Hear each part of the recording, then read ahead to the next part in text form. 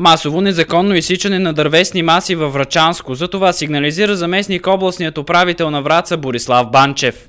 Получих в областна администрация жалба от кметица на село, което от община Бяла Слатина.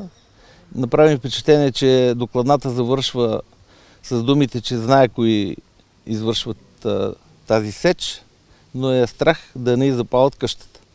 Аз затова отидох там. След това отидох и в полицията, и в Бяла Слатина в полицията, и във Враца. Хората се знаят, депата се знаят и ще бъдат взети адекватни мерки.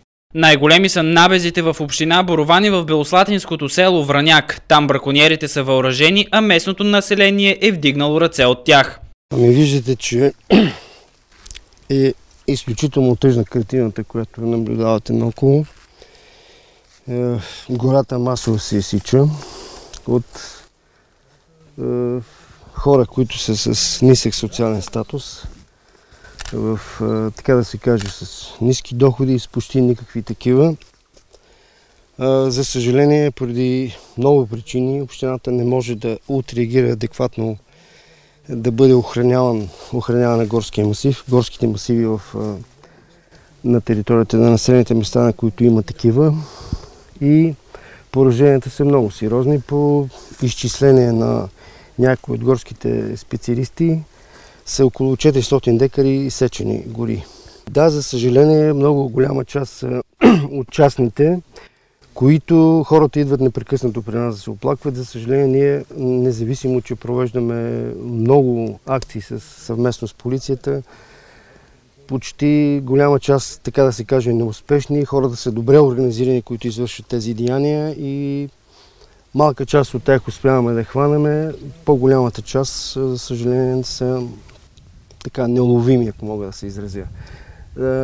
Трябва ни помощ. Трябва ни помощ от държава, трябва ни помощ повече от полиция. Повече хора ни трябват за това нещо. Защото в противен случай само след година сигурно може да останем въобще без гора. Те не правят подбор, чисто и просто влизат навсякъде. И общинските, и в частните, и в държавната. Нашата информация е, че това се случва по всяко време. Най-вече нощем, но и през деня. Дори местните групи, организирали се да охраняват гората, не успяват да се справят с мургавите дървари. Разказват, че дори когато заловят няколко каруци, моментално водачите им се пръсват в гората и няма как да бъдат заловени. Затова заместник областният управител предлага: трябва по всякакъв начин да прекратиме това нещо. Един от начините е да спрат да се купуват тези дърва. Ако спрат да се купуват, аз не виждам смисъл да ходят да ги сечат. Хиляди са изсечените кубици дърва, а след това и пласирани на местното население с 30-40 лева по-евтино. Така населението неволно се превръща в съучастник на дървената мафия. От областна администрация и държавното лесничейство апелират местните да не купуват дърва без задължителната марка за произход и превозен билет.